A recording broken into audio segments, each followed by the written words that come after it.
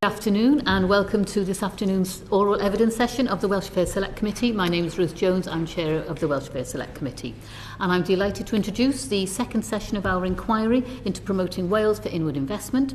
And so far we've heard about the level and nature of inward investment in Wales, where there may be areas for improvement. And today we're joined by two agencies which have been brought to our attention because of their strong performances. So we're looking forward to learning lessons from how you actually attract inward investment into your areas of the UK. So first of all, I'm going to begin by saying, gentlemen, if you need to remove your jackets because it's quite warm, please feel free to do so. And then I'm going to ask if anyone has any interest they need to declare today. I do, Chair. So I am a PPS in the Department of Business and Trade, but just to be clear, I'm participating as a member of the Welsh Affairs Select Committee. Thank you for that clarification, Claire Hughes. Brilliant. Can I begin by thanking both gentlemen for coming today, this afternoon, and can I ask you both to very briefly introduce yourselves and the organisation you work for, giving us an overview if you like. Shall I start with Joe Manning, please? Hi. Well, thank you very much for the invitation to speak to you today. I'm Joe Manning, the Managing Director of MIDAS, and that is Manchester's investment development agency. We are responsible for inward investment across Greater Manchester, which is an economy of about 80 billion with a population of 2.8 million people. Brilliant. Thank you. Mark Hallan, please. So I'm Mark Hallan. I'm Director of Global Investment at Scottish Enterprise. So I lead the team in Scotland that's responsible for attracting inward investment to Scotland. I've got about 25 years experience in economic development, and most of that time has focused on FDI attraction. Thank you very much. So obviously, can you tell us, well, both of you now, what's the benefits of having an investment promotion agency just as yours, identifiable as a single source, if you like? And obviously, you've both had experience working in your sectors. So do you want to tell us, what's the most valuable sort of areas you find that your agencies work best in? Shall I start with Joe Manning, please? Yeah, I mean, from our perspective, the organisation has been a key part of economic development and regeneration in Greater Manchester since it was established in the late 1990s. I think what it does for the city region is create a single organisation that can promote Greater Manchester globally and can be a single point of contact for businesses that want to invest within the city region and support them on that journey, making clear the opportunities available, but also helping them with some of the decision making and de-risking some of their investment in terms of having that successful journey to investing in the UK and investing in Greater Manchester. Thank you very much. Mark Hallan, please. So it's all we've known in Scotland for at least the last 50 years. We have operated with a single national investment promotion agency.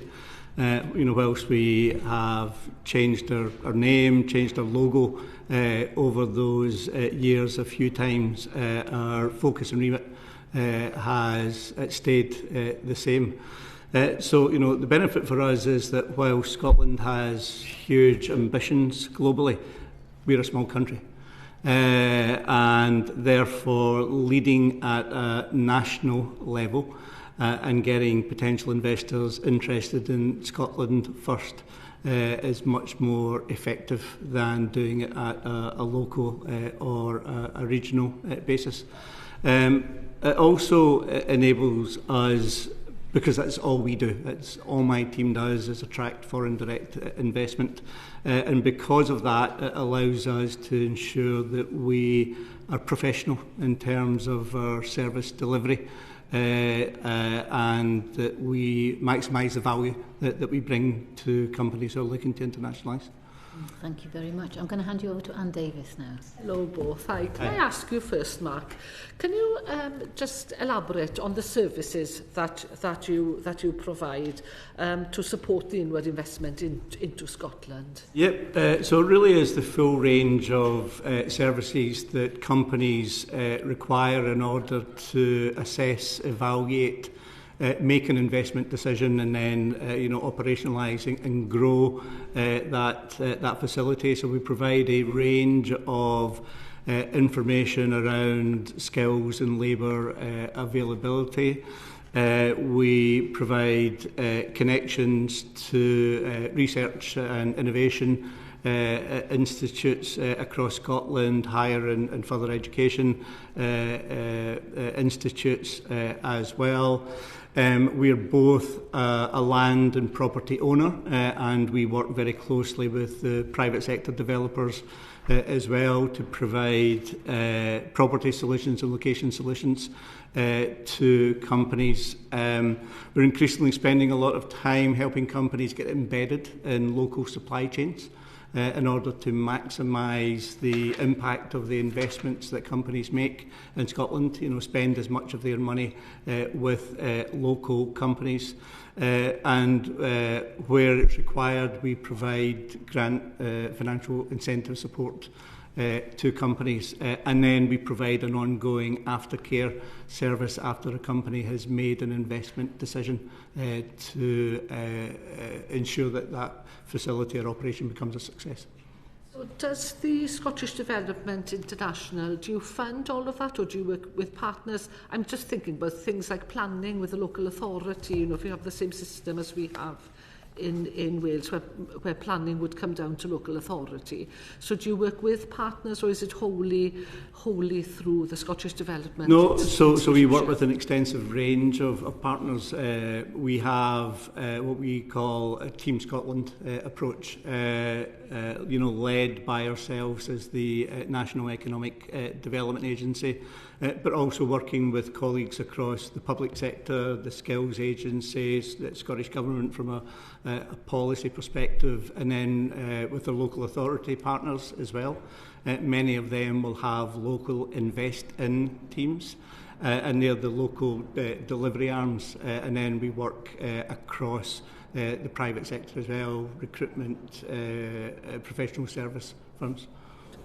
Can I ask you the same, Joe, if that's okay? What services do you provide, and who actually funds the services that you do provide then? Yeah, so some of our service provision is similar to what you just heard from Mark in terms of providing research and analysis for companies looking to invest, whether that be labour market intelligence or information about property or skills requirements. We also do provide a lot of that connectivity into partners. We work very closely with our universities, with some of the private development community, as well as with the 10 local authorities that make up Greater Manchester, as well as the Greater Manchester Combined Authority. So we very much work in partnership. What we don't do is we don't own land or provide incentives in the way that Scottish Development do. Some additions I'd also make in terms of what MIDAS provides. We do quite a bit of global market engagement in terms of making sure that people are aware internationally of the Manchester offer. We do that alongside colleagues in Marketing Manchester as well as part of our wider place promotion activity.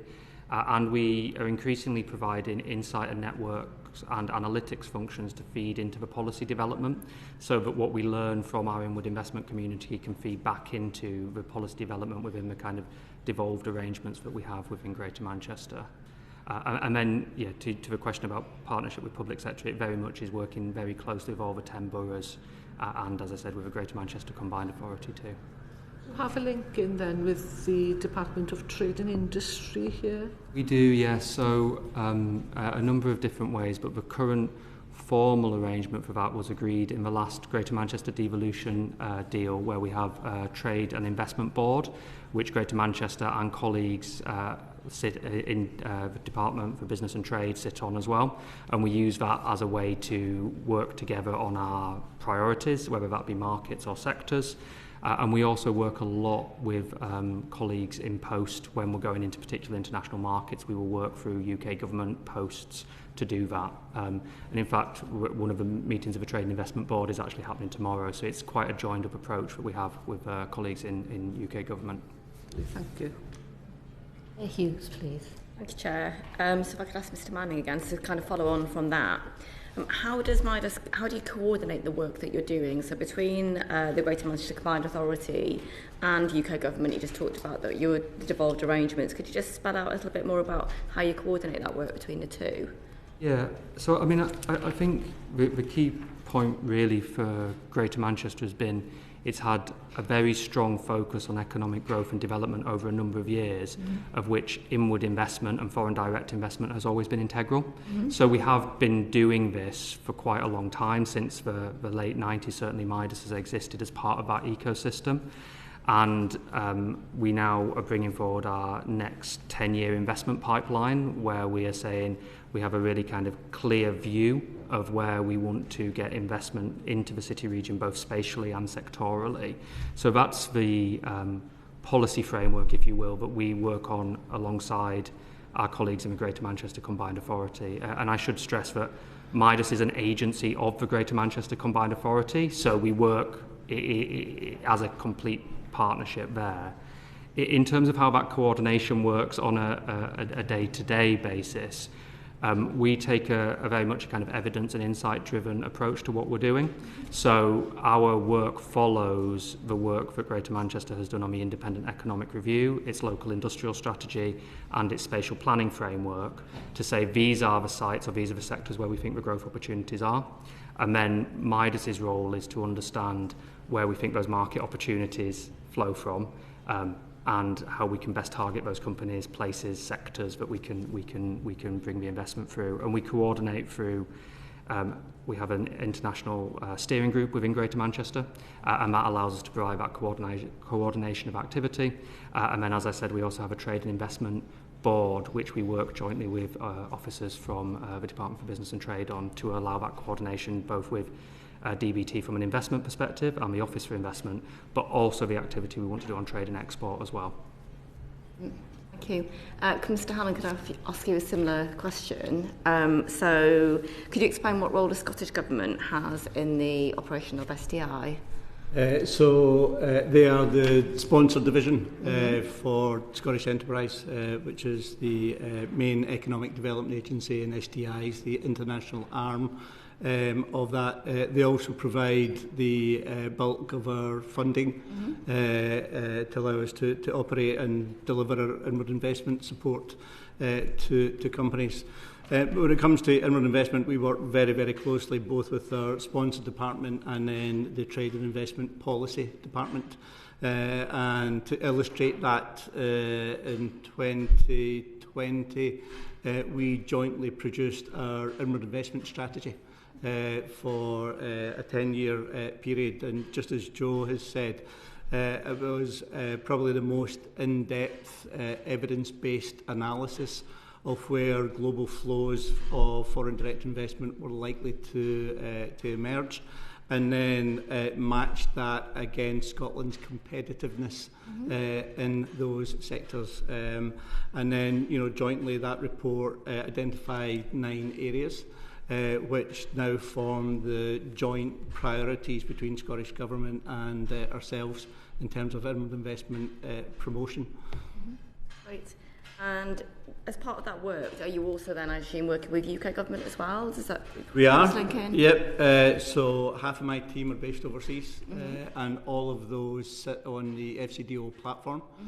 So they are co-located with our DBT colleagues, and as a result of that, we make sure that our DBT colleagues know what Scotland's priorities and strengths are. We expect referrals to come from them as well for us to hopefully convert for Scotland.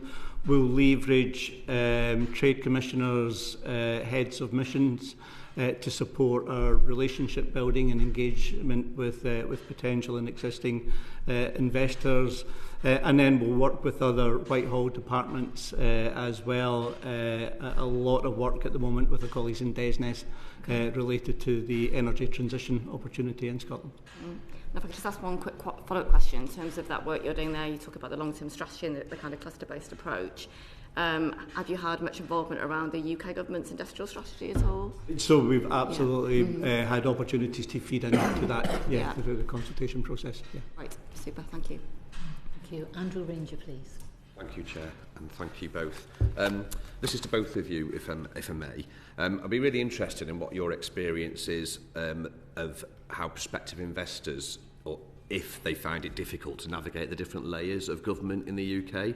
So in terms of national devolved, local, and maybe also, you know, all the different sort of growth agencies and investment zones and that kind of thing that's going on. You know, if that is your experience, if they do find that difficult, and if yes, do you believe that's a disincentive to inward investment in the UK? So if we can start with Mark, please. Again, I would refer to the work that we're doing in energy transition, which is probably the only area at the moment where we occasionally get feedback from companies that they find it quite a confusing and complicated landscape engaging, you know, at a Scotland level and at a UK government level. Because in those areas, you know, whether powers are devolved or reserved will determine where those companies need to engage and focus their efforts. But I've got to say, our colleagues at the Office for Investment are doing a really good job at trying to streamline that customer journey and customer experience, where potential investors do need to engage at different levels of government in Scotland and at Whitehall, and trying to make that as painless as possible. So just to add to that before I move on, is that would you say there is a disincentive, or is what the work they're doing, is that overcoming that disincentive, do you think? I wouldn't say it's a disincentive. It's perhaps something which companies don't experience in different locations that they might be considering for those investments. So there's a recognition that's just the way the system is in the UK, and an expectation that agencies such as ourselves or OFI try and make it as pain-free as possible. Great, thank you. If that's the same to you as well, Joe, please. I think in some ways there's not a universal answer to it, in that it does depend at times on which sector or the scale of the company. So large multinationals that are well experienced at operating in the UK or Europe may find it easier than smaller businesses that are entering the market for the first time. So there's not a kind of one-size-fits-all answer, if you will, because it does depend on that company journey. I'd agree with Mark that the work that is being done to consolidate that activity at a national level under the Office for Investment is a step in the right direction in terms of that customer journey into the UK.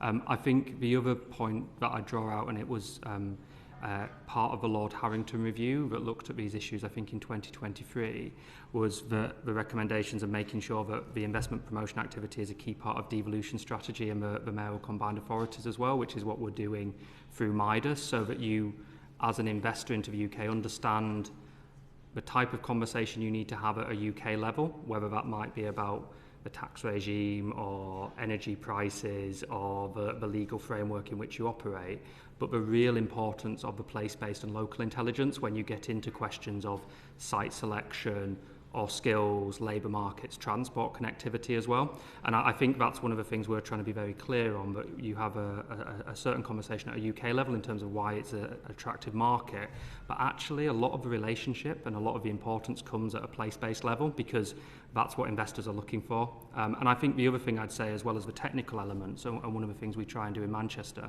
is you can give investors a warm welcome at a place-based level, and we shouldn't underestimate the importance of that either. We can get all the technical elements, but people, particularly if they're entering market for the first time, it's the warm welcome to the UK, to the city, to the regional area in which they're investing. And if you could have, you know, one wish on how perhaps this interaction between the different levels could be improved, what would that be? I think it's making sure that the work that we see coming forward through the industrial strategy feels fully integrated with what we want to do in terms of international investment, because the levers that are required to make investment attractive sit across government. They sit, as you know, Mark's already alluded to, with DESNES, with colleagues in science and innovation, with colleagues in the Treasury. So having that really joined up UK approach that is fully aligned with the industrial strategy as that comes forward, I think will be really powerful. And then the second ask, if I may, is to make sure that a place-based approach and the role of the kind of the emerging mayoral combined authorities, at least in England, feels fully part of that, so that there's an appreciation that you can have a national investment and industrial strategy alongside those important place-based actors too. Did you and your wish, Mark? Yeah, so greater join-up and a one-team approach. Whilst there is a lot of collaboration that goes on across the agencies, what we don't have is a kind of Team UK approach in the same way as we have a Team Scotland approach north of the border. But I think that will come, through more working together, building up trust and kind of mutual respect and understanding. So I think it's achievable. Thank you very much. Thank you, Chair. David Chadwick, please. Thank you very much, Chair. Welsh food and drink exports have fallen by 18% since 2018. So I was wondering what the comparative figures are for your region and nation. Not that you might have them on the top of your head, but generally you might know the trend. And then also specifically talking about sort of working with other government departments, I was wondering specifically what your relationship with DEFRA has been like, particularly in negotiating new trade deals. So I'm not sure I would be able to answer that because I focus exclusively on foreign direct investment attraction. I have a team elsewhere in the organisation who look after trade and exports, but I can certainly get that data for you. I'd be happy to find out the exact data for you as well. I think the 2 points I'd make is that we do see significant inward investment on food and drink. That is one of the sectors where we see some strengths in Greater Manchester. A lot of that is driven by the accessibility of the region for some of those large manufacturers. If you look at areas like Wigan or Bolton, where you've got a number of those food and drink manufacturers based, often they will be in foreign ownership. So places like Kraft Heinz, I'm thinking of as a prominent example. So we do have a significant food and drink manufacturing base, and I can certainly take away and come back to you on the export data. But predominantly, I think it's serving predominantly UK markets. That's the reason they've chosen to invest there. And then the second point is that we are working with colleagues on export promotion around some of the Greater Manchester products as well, and looking at how we can take those into international markets. And again, I'm happy to provide further information on the work we're doing on that. Thank you. Linos Medi, please. It's a follow-up to the place-based element that you mentioned there. Do you think that there's a disconnect between the place-based and actually the national policies put in place and the levers in place? Do you think that they're connected well? And is there a way of actually being organically working from the bottom up when it comes to creating those policies? From a city-region perspective, the devolution journey that Greater Manchester has been on over the last decade, I think, means that is continually improving. We, through the Trailblazer devolution deal, have an ability now to set a 10-year investment pipeline and more of the levers to pull. Planning policy has already been referred to, that sits with our colleagues in local government, but if you can put significant transport and infrastructure spend, as well as more work over skills and labour markets alongside that, you really start to create a proposition at a city region level that's very attractive for inward investors, because they can see that you can listen and be able to meet their needs, and that the city region is bringing forward pro-growth policies that are not only going to meet the needs of the investors but are in the interests of the communities within Greater Manchester as well. We will keep pushing our colleagues in Whitehall to go further on that journey, and to say that actually there are elements of that we do think can be better joined up. All of that is really outside the remit of my inward investment agency, as it were, but they are the conditions that create successful economic development. So I think it's a journey, and we're not at the end point of that in terms of the best way to operate within the kind of context of English devolution. But I do think Greater Manchester having more control of its own destiny, setting out a 10-year investment plan and saying this is how we're going to commit to that and bring that to fruition, makes the city region increasingly attractive for inward investors. And inward investors, they locate in places. So we will work very closely with our regional partners across Scotland to both help them develop their place-based propositions for inward investors, as well as feeding back insights and intelligence of what we're seeing investors are looking for and would expect to see in a place in which they invest and develop. So we, as I mentioned before, we work with our regional partners to develop regional propositions. and they then form the core of how we promote places in Scotland internationally to potential investors. And more recently, we're working with our local authority partners and government colleagues around the growth deals and how they can be used to make place more attractive for investors. David Chadwick, got a supplementary thing? Yes, thank you very much. And Joe, it's very welcome news that lots of FDI is coming into Greater Manchester and the food and drink sector there. And I was wondering if you could expand a bit more on what that FDI is resulting in. Is it just resulting in acquisitions and people building a stake in the companies? What else are they doing with the capital that's coming in?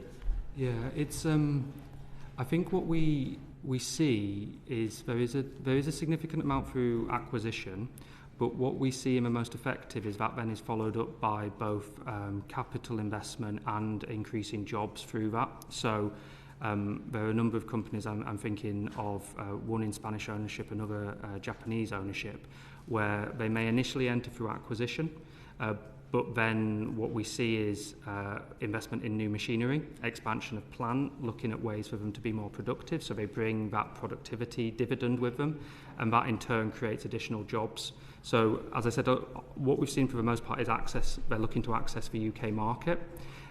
It may be initially with the product lines that exist, but as they grow within the city region, they can bring new product lines through as well. And I think that's one of the important dynamics with FDI is that kind of productivity, but then those companies looking to grow and expand through market access. So that's the model. And it's worth saying, these inward investments have been going on for a long time in the food and drink sector. So if you look at Kellogg's, for example, as a kind of historical investor in the northwest of England. So this is not a new phenomenon, but I think the important point is where they're investing and increasing and getting that productivity dividend from the wider economic growth perspective. Chair, maybe if I could give a perspective from a Scottish setup as well. So, as with our colleagues in Manchester, our food and drink industry has a number of significant inward investors. So if we look at the whisky industry, the seafood industry in Scotland, a lot of them are ultimately owned by international firms. So we've been working with those companies to help them internationalise, so enter into new markets, mainly in the East, in China and other Southeast Asia markets as well. We have also been supporting them with their innovation agenda. And a lot of those companies are investing in energy transition to decarbonise their operations and their supply chain operations too. Jill German, please. Thank you, Chair. I'm really interested to hear about the place-based approach that you talked about in particular, Joe.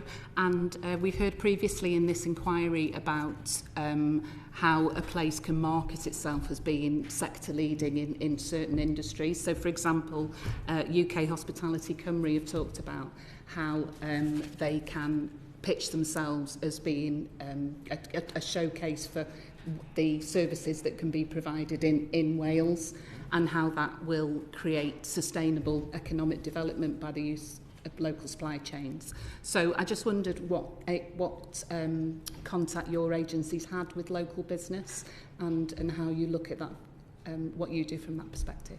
Yeah, well, I think as Mark said, companies invest in places, they invest in markets, they invest in countries, but they invest in places. So it is really crucial.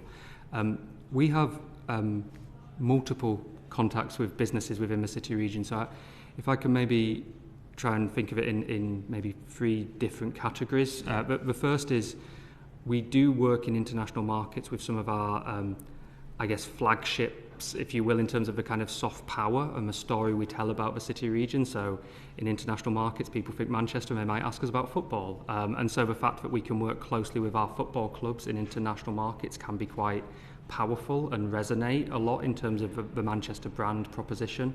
The same with our significant cultural assets or our music industry as well. So when we tell the Manchester story, we try and tell it in all its richness and diversity, not just the economic story.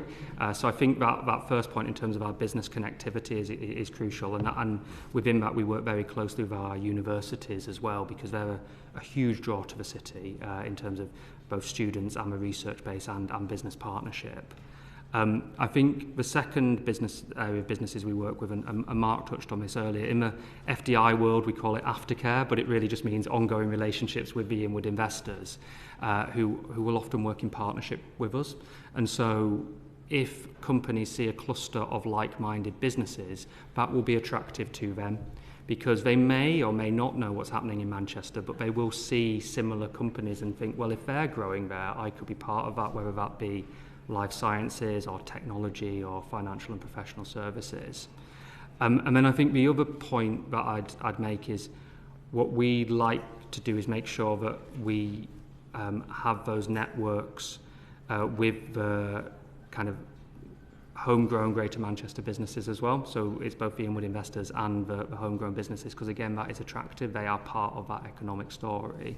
Again, in terms of talking about the technology proposition, if investors are seeing quite a lot of startups or scale-ups emerging from our university or being invested in through the local venture capital base, that is also very attractive in terms of understanding the economic dynamism of the city. Okay.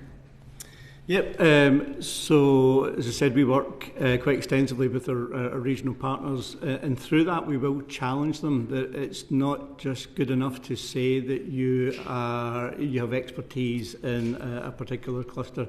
You actually have to be able to evidence it. Evidence it through the makeup of your company base, the skills that are available, within your region or accessible from your region, the infrastructure that you have, what kind of academic links or links to innovation centres as well, because from a credibility perspective, that's what potential investors will expect to see. So we're not afraid to provide that robust challenge, before we would then partner with them on any kind of international promotion and investment attraction activities.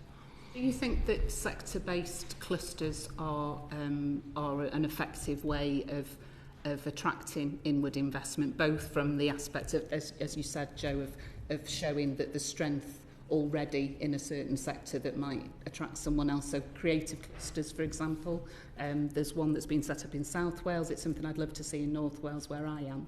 But then also what can be provided with regards to a supply chain, so a host of different places to eat or hold meetings or events, or do you think the cluster model is something worth exploring?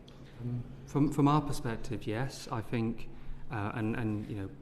Greater Manchester has seen that effect around creative industries as well. If you think of the investment of BBC into Media City and the development of the cluster there around kind of film production, but also digital and gaming, that starts to grow that cluster, and it does help to have an anchor, as it were, in that instance something like the BBC that's internationally known, but you can build the cluster around with Channel 4, with some of the production studios as well.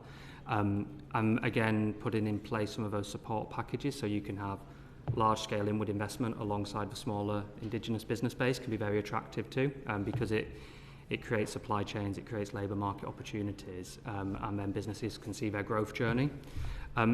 I think I'd also echo Mark's point, and I hope we in Greater Manchester do hold ourselves to a good standard, that we don't try to claim to be good at everything.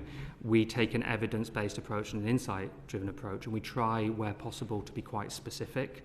So we don't just say life sciences, we get down into some of the areas that we do think we either have the research strengths or the industrial base. We don't just say technology, we will talk about what we're doing around cybersecurity or artificial intelligence, and we will back that up with evidence.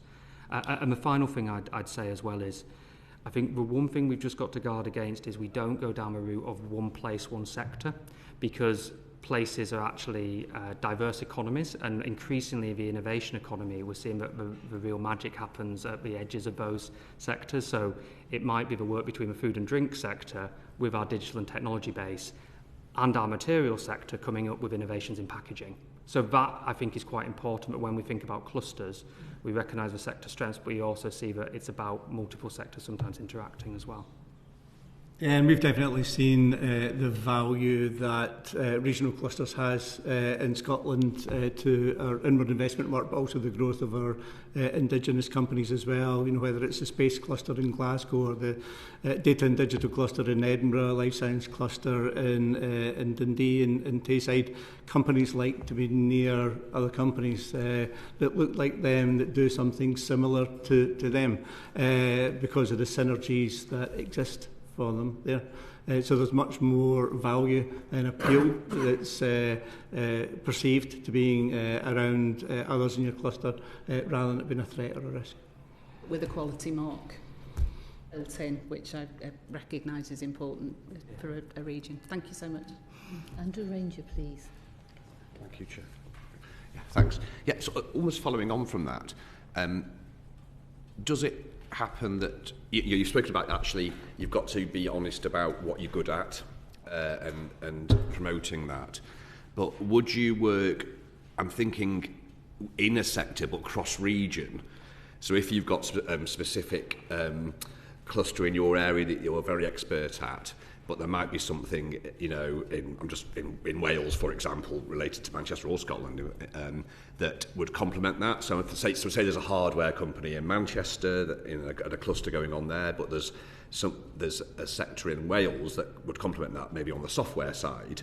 Would you work along, you know, in cooperation along those to try and promote that inward investment along that way? I'm not sorry, is that making sense? Yeah, it absolutely does, and it's something that's been spoken about for a while, yet in practice it doesn't happen. No. Or it doesn't happen from a Scottish perspective. You know, most of the projects, the inward investment projects that we compete for and secure are of a scale that they can be accommodated in Scotland. They can find what they need in Scotland without requiring us to look at how we might collaborate with other IPAs. The emerging exception to that might be in the energy transition in the offshore wind space, because of the scale of some of these projects. You know, several thousand jobs. You know, to build foundations for an offshore wind turbine that has a massive land requirements. You could feasibly see how projects such as that could have different elements located in different parts of the UK. So perhaps something in Inverness, something in Aberdeen, and something in northeast England. So there's some of the early thinking that we're doing at the moment, but it's no more further advanced in thinking. Okay, thank you. Yes, I mean, I think it's an area that we can improve on in terms of the Northwest. Building on the point about renewables, there is a huge opportunity there. If you look at the hydrogen and carbon capture and storage project through HyNet, which is, you know, got a locus in Cheshire, but a huge significant investment in Greater Manchester, Liverpool City region, North Wales, Deeside on into the Irish Sea. That level of investment is cross-border, and if you want to take that level of investment on a global stage, it becomes very attractive when you talk about the UK at that level and build that cross-border collaboration. So there are the opportunities. I do think the renewables sector is a key one, given the large scale of investment that is available there.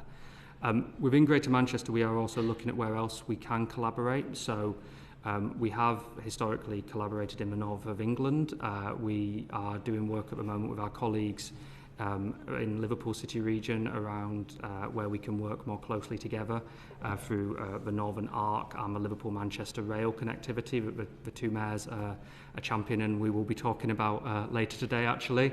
And again, as an investment proposition, that is kind of pan-regional and ultimately has benefits across the north of England. And if you do take an evidence-based approach to that, you are able to say, well, certain types of investment might be better located at the Port of Liverpool, whilst others might be better located in the Liverpool Knowledge Quarter or within Greater Manchester, Oxford Road and Innovation. So we are building that out. And the other one I'd flag, which I think is is new, is the work we're doing between Manchester and Cambridge, which has been championed by the two universities. But again, trying to say, look, we have complementary research and innovation strengths here, and we have an opportunity to take those to market in a different way when we're looking at inward investment. And to your point, it might be that certain elements of the research activity may be done in and around the University of Cambridge in this instance, whilst the development might happen elsewhere in Greater Manchester or elsewhere in the UK. So we are building that.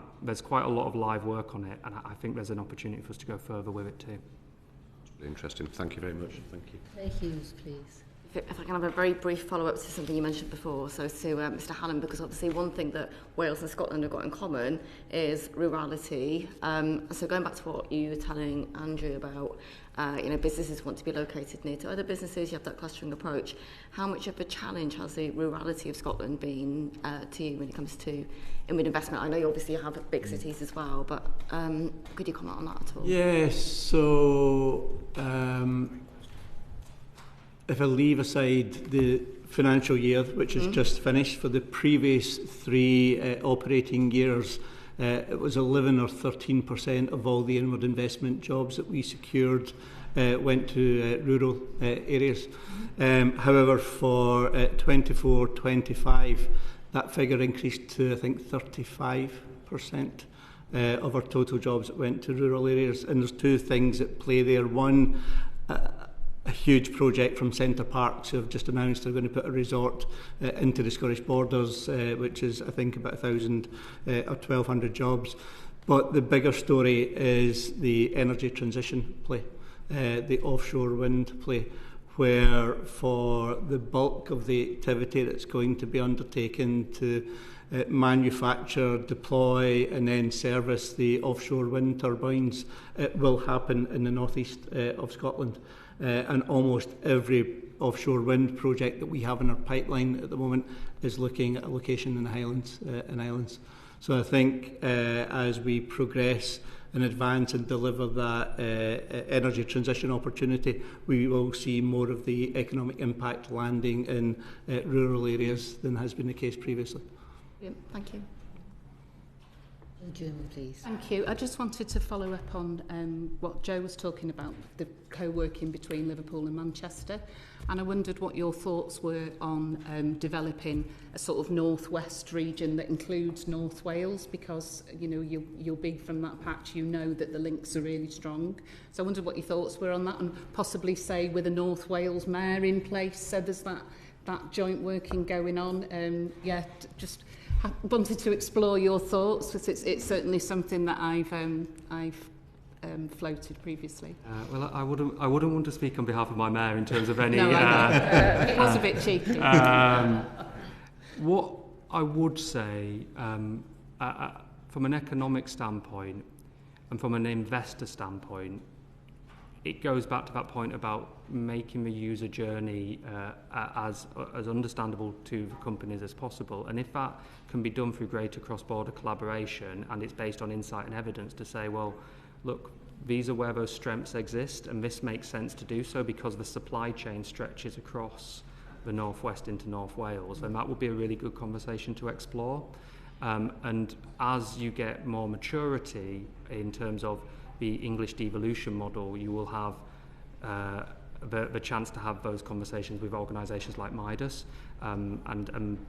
As we said, I do think for me, one of the huge opportunities is around energy transition and clean energy. That would be one to look at further. Thank you. Inos Mehdi, please.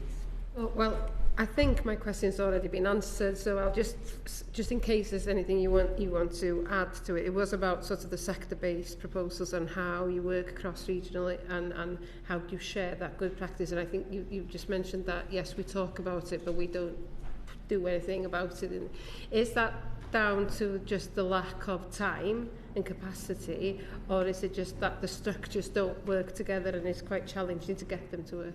So there is some collaboration there. So last week, Joe and I were both at an FDI leaders forum, where we shared insights on, what we're seeing, what we're hearing, from investors and opportunities emerging. But in terms of promotion or actual delivery of inward investment opportunities. I think we're not seeing it in Scotland because of the nature of the projects that we, which with the exception of offshore wind that I mentioned before, they tend to be relatively small. And what those investors are looking for, they tend to be able to find in Scotland. So there's just no need for us to look at a multi-location solution within the UK solution for them. From our perspective, I guess I've already given some examples. We are trying to do more in market with colleagues as well. So we've been doing work with a loose affiliation of UK cities around some of our real estate promotional activity, and that can be quite powerful because international investors can see multiple opportunities at one time. I think we also work closely with colleagues in London and London and Partners, and that can be helpful too, because it might be that a company's first investment into the UK is in London, its second investment might be into Greater Manchester or into Wales or into Scotland. So that ability to understand the company that has multiple footprints across the UK can be useful too. So I think the will is there. I think we are improving. I think ultimately though, and similar to Mark, like my number one priority is to drive inward investment into Greater Manchester. So we just have to make sure we get those structures for collaboration designed in the right way. Yeah. Makes sense, yeah. Anne Davis, please. No, thank you. Can I ask Mark, how does the SDI really engage with the Department of Business and Trade in order to create data, in order to collate accurate inward investment data? Data. So we share databases with them. We share, or we have access to DBT's inward investment pipeline. We also report and share our annual successes with them, and it's a process we've just completed for the year that's just passed. So we're very transparent with our colleagues in DBT around both pipeline and potential opportunities, as well as actual performance and delivery data. How does that data then influence the work that you do as an organisation? So it influences the partnership work that we do with DBT. Through the provision of that data, if we can illustrate that Scotland has a particular strength, a particular competitive advantage and proposition within the UK, then more often than not we will agree to do some joint promotional activity in key markets. Oh, lovely. Okay, thank you. Thank you very much. Yeah. Would you mind if I come in on that one? Carry on. That's fine. Yes. How does the Scottish Government assess the performance of its overseas offices? So the Scottish Government has its own policy offices in key international markets, and I don't have the data. I'm not involved in terms of how they monitor the effectiveness of those. And then through Scottish Government's funding of ourselves within Scottish Enterprise, we operate a number of our own overseas offices. And we will look at the contribution that they make to our annual inward investment performance and delivery. So as part of that, we will look at kind of geographical breakdown of jobs, capital expenditure, research and development spend, which has been generated for Scotland's economy as a result of the work we're delivering through those offices. Ray Hughes, please. Thank you, Chair. If I could just go back to the topic of data quickly with you, Mr. Manning. So I know that you talked about the importance of an evidence-based approach for your organisation. Could you just tell us a little bit more about how you go about making sure that the data that you collect is meaningful and accurate? How do you do that? Yeah, so I think we use the data and evidence in a number of different ways. So the first point is how Greater Manchester makes policy in an evidence-based way. So it's back to the point around sectors that as that is developed, we will make sure that we're properly assessing our economic strengths and we're not calling out things where we don't necessarily have that strength, but we are therefore taking a focused approach, and that was brought forward in the local industrial strategy. So that's the first point in which evidence is absolutely crucial, because that allows us to focus rather than trying to promote all sectors to all people. We say these are the sectors and this is the strategy we're going to follow. So the first point is around decision making. I think the second is around how we use insight and data to understand market trends. So it might be all well and good us saying we're strong at something, but if that's not where the market currently wants to invest, then that's going to be a problem, and that isn't where we should put our resource and effort. So we would take something, for example, like our life science sector, understand where those strengths would lie, work out where internationally some of those clusters or some of those companies are located. We did a big study on the US, for example, to say, well, yes, you've got Boston and the East Coast, but which are the other emerging hotspots in life sciences and biopharmaceuticals that would marry onto Greater Manchester's strengths? And that would then inform our go-to-market strategy as well as our product development and proposition, so that we have a credible story to tell those investors. And then the third way in which we use evidence is to assess the impact that we have. So we understand how many projects that we land within the city region, what those projects will then deliver in terms of jobs and wider capital investment outcomes. We share those, like Mark, with our colleagues in DBT, and are transparent and robust in terms of them then challenge the veracity of that data, and we're very open book in terms of how we provide that information. And then in turn that cycles back in, so we understand where those strengths lie and where the investors are coming. Right. Can I ask a really quick, slightly cheeky question, but just to give us a sense of scale, like, do you know roughly how many people will be involved in, employed in like the data insight part of your organisation? Yeah, so we have 3 internal analysts within the organisation, which is about 10% of our overall headcount. It's an area that we would like to grow further, because one of the things we would like to do more of is stay alongside the companies for a longer period of time, because a lot of the inward investment world focuses on the initial investment. Actually, the expansion, the ongoing growth, the scaling of those companies is crucial too, and understanding how that works and measuring that over a longer period of time is something we'd like to do more of. And as I said, the market research and insight driven activity is something we'd like to build out, and I think there's an area to do that, and particularly when you look at some of the new technologies that can be deployed in that space. But yeah, that's our model. Great, thank you. Inos Mehdi, please. Have either of you got an example where that data has actually influenced on your way of working?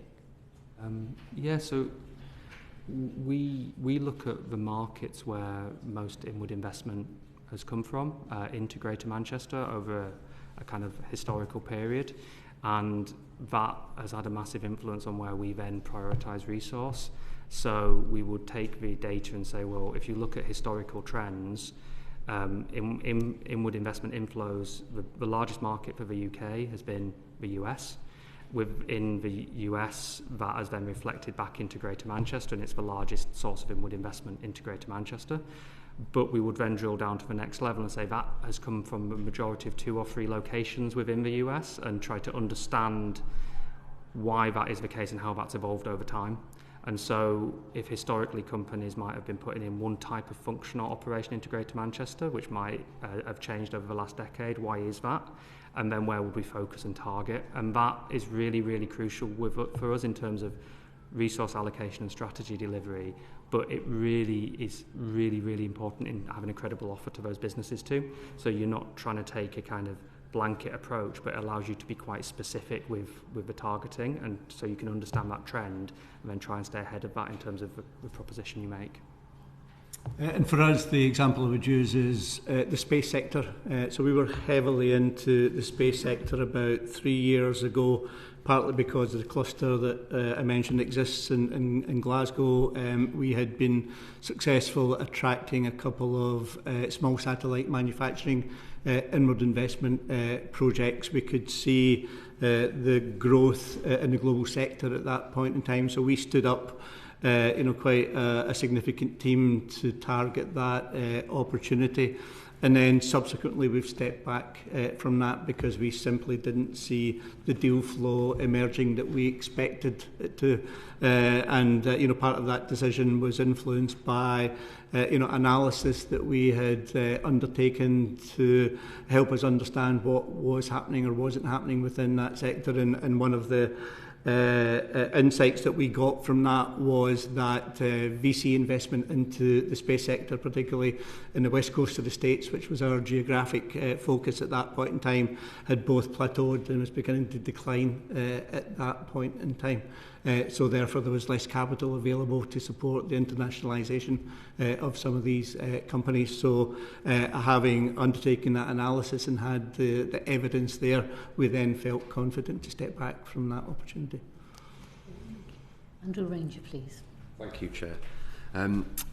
Over recent months we've seen massive changes on the global economic scale, turmoil you might want to call it. It was interesting you mentioned the US just briefly before. So with things like tariffs, but we've got the conflicts going on, trade deals that we're doing but other countries are doing as well. So there's lots of changes and a huge dynamism happening there. Have you sort of picked up how those sort of changes in the global economic trends are impacting prospective investors' decisions about investing in the UK? So we're trying to make sense of it, is probably what I would say, and we're taking a variety of approaches.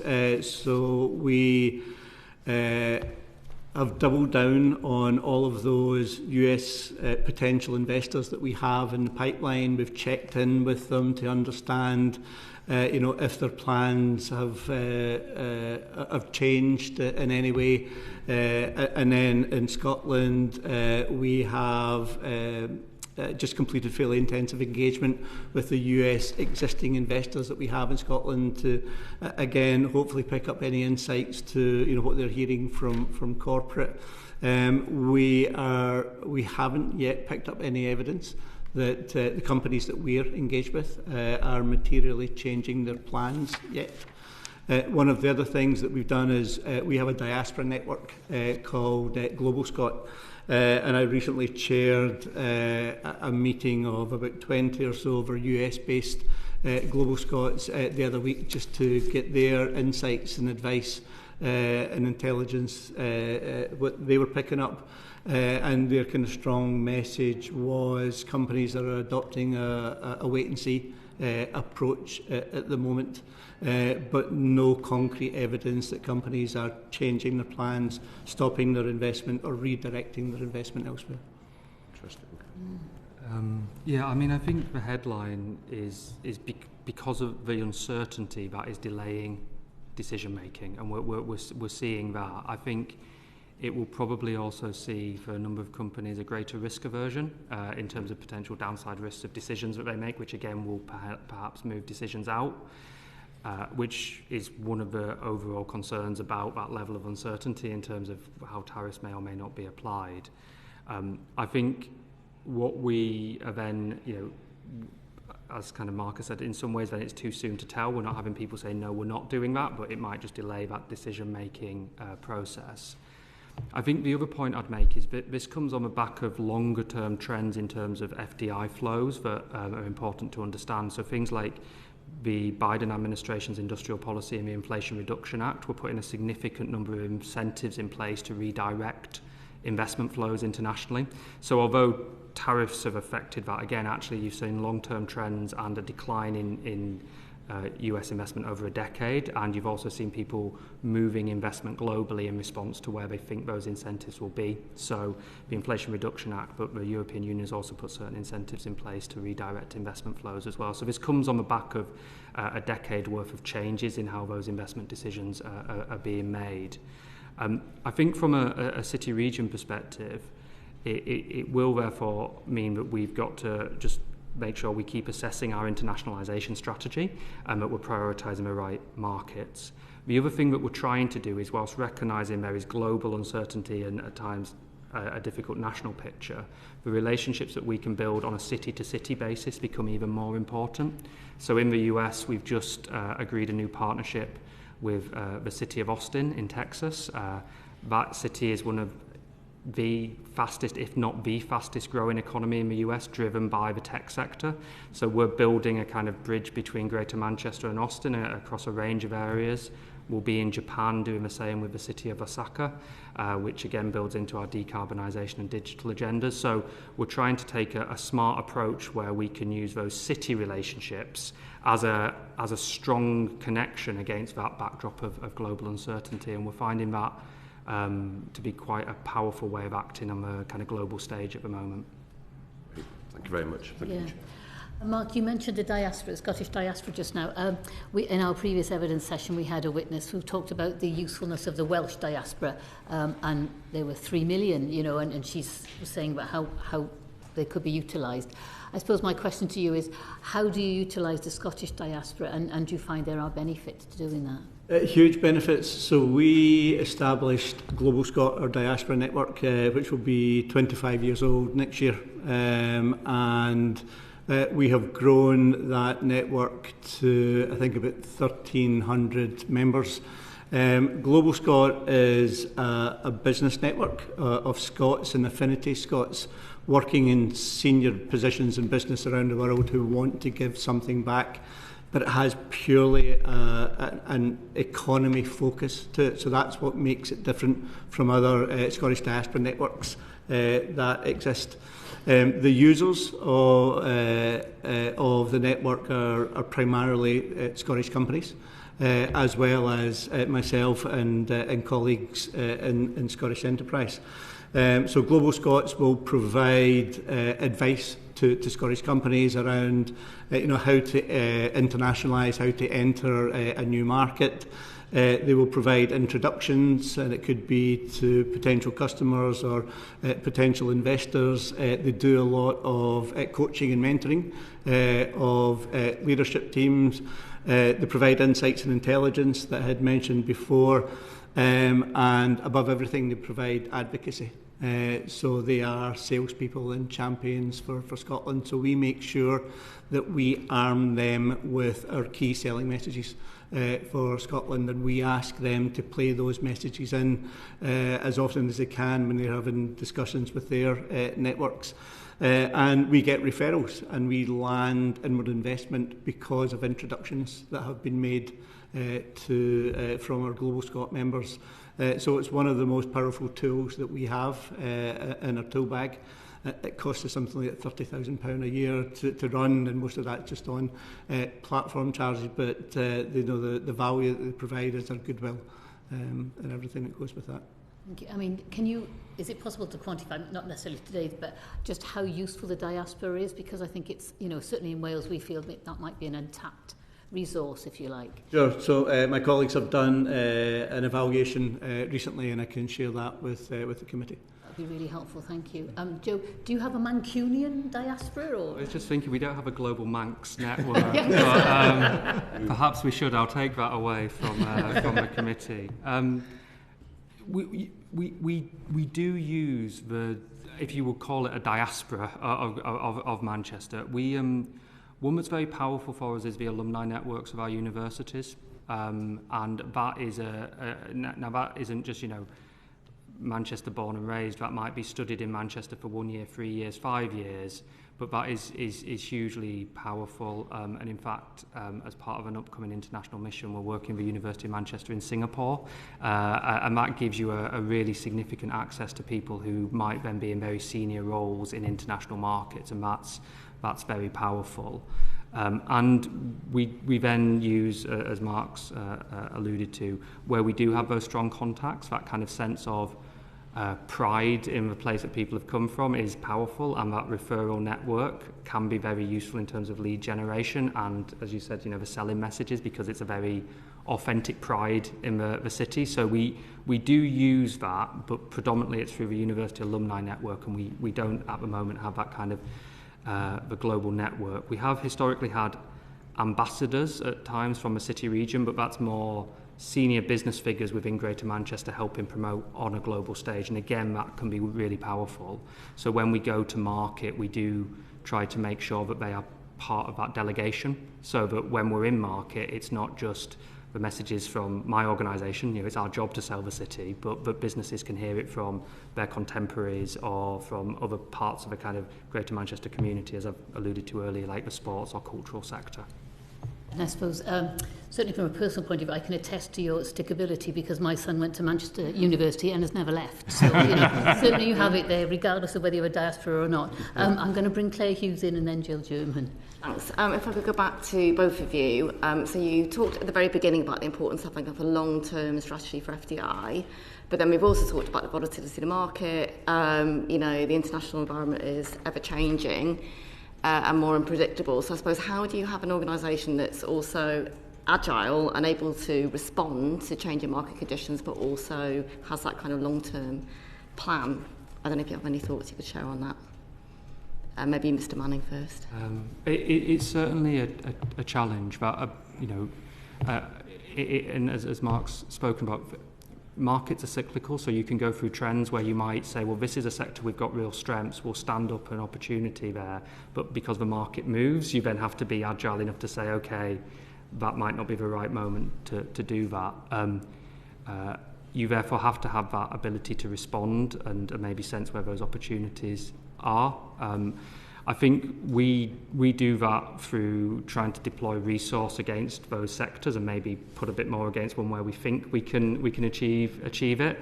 You can't place all your bets at the same time, particularly as a city region where we're more resource constrained, and you have to then be able to quickly move off those. I think Greater Manchester has been quite good at evolving with the market trends where we will move away from certain things and say we don't need to do some of the maybe mid to back office work we'd have done previously because we'll now focus more on technology or artificial intelligence so we can move with those trends. I think the other thing we try to do is to be open to all inquiries as well, because you don't want to just put all your bets on this is the big new thing that you're excited about, because you might get inbound inquiries across a range of sectors, and it's incredibly important to those companies that you both answer the phone, call them back, make those relationships. So I suppose that's trying to describe a pragmatic strategy where you place some bets on the sectors where you think that growth's going to come from, where you think you have the strengths of the market trend is with you, whilst also being reactive enough to both inbound inquiry and the wider kind of business base. And then to Mark's point, you have to be brave enough to say, we tried that for a few years and it didn't work, let's try something slightly different. Right. And it is important to be agile, but also to play the long game where you think the benefits will emerge. And I've mentioned offshore wind a couple of times. That is an example of where we are playing the long game. So we've put a lot of eggs in that basket because it represents one of the biggest economic opportunities that we have in Scotland, and we've built up a very sizable pipeline of opportunities. But that's an industry that's going to emerge over the next 10, 15, 20 years. So some of those opportunities that we have in the pipeline won't convert to 2 or 3 years. So there's a job that we've done and will continue to do to make sure that our stakeholders understand that we might not see the results materialise as quickly as we would in other sectors. But it is worth being patient because the scale of the impact is such that it's worth making that investment. But also, I mentioned the space sector as well. One of the reasons we are able to be agile is because of size. We're an organisation in terms of the inward investment team of 120 people. So it is relatively straightforward to be able to pivot from one opportunity area to another. And the final thing that I would say is, as part of the work that we did with Scottish Government to develop our inward investment plan, we identified 9 opportunity areas. We don't have the resources in a year to go after all of those areas. So if we place our bet somewhere and it doesn't pay off for us, then what we'll look at the next priority on the list and potentially then pivot towards that. Right, thank you very much. German, please. Thank you, Chair. I feel duty bound to point out that there is very much a Mancunian diaspora in my part of North Wales. My family moved there from the 70s. There's still an incredibly strong bond, and my brother and my nephews in particular will be adding to the Mancunian coffers with their visits to Old Trafford fairly frequently. And just on a serious point, then I often speak to people who holidayed in North Wales from Manchester, and that was my family's journey to go and live there. So I do think there are real opportunities to make the most of that. There's a great affection between both areas, but yeah, you definitely flying the Mancunian flag in parts of my patch. Yeah, I will be holidaying in North Wales on Friday of this week, so I can attest to that ongoing relationship. Before anyone else goes, there are other parts of Wales that are also very good. In the interest of fairness and impartiality. I'm going to move on to Ben Blake now, please. Thank you, Chair. And Ceredigion Preseli is wonderful at this time of year. Thank you very much, gentlemen, and apologies for my late arrival. I just wanted to ask, really, if there are any other examples or points that you would like to make to the committee that would be perhaps helpful for our work in looking into inward investment that you haven't already covered. So one point that I would like to stress, just in terms of what the number one thing that we get asked about in terms of inward investors is talent. It's skills and recruitment, and I think it's really important that the committee, to hear in terms of that is, almost across any sector of the economy, that is the number one question that we will be asked. And I think that is really important for us as Greater Manchester in terms of how we think not only about our universities and the fantastic alumni and student base, but what we're doing as a city region to make sure that those the people within Greater Manchester can access those opportunities from the inward investors as well. It's fantastic that we've got some of these high value, high-end jobs from technology or financial services, but we need to make sure we get the pathways through so that people can access those job opportunities too. So I think that emphasis on talent and skills for us as a city region, but for the UK, is critical in terms of where we are in attracting investment. I think the second point, and it's come in some of the comments, but just to really emphasise is the other facets of the quality of place are crucial as well. So when you get beyond the conversation with a company about its recruitment strategy or its site selection, it's the conversation about the quality of place, it's the stickability of Greater Manchester, it's the fact that you have a living offer in the city centre that is now very attractive for a younger workforce, that you have a wider quality of life aspect to that as well. And sometimes these conversations are lost when we think about FDI and global market flows, but that quality of place and quality of life is really crucial in terms of how you promote a place as investable as well. And that's why the work that I might be doing to attract investment is only successful if the work that my colleagues are doing to bring forward good quality housing and a range of housing is successful too.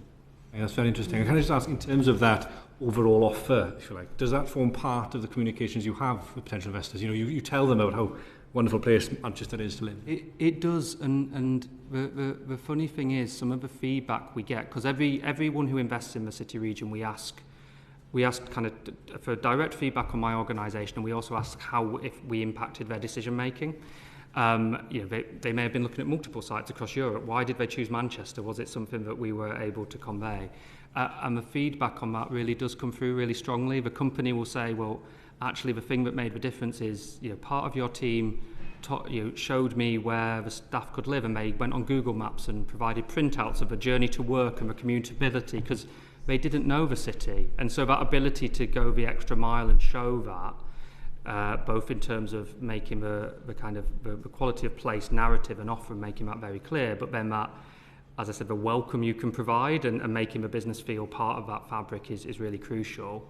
And then ideally, we then stay and work with those companies as they continue to grow their footprint. And some of our most successful investors now are coming up to 20-year anniversaries in the city region, and they feel very much part of the fabric of Greater Manchester.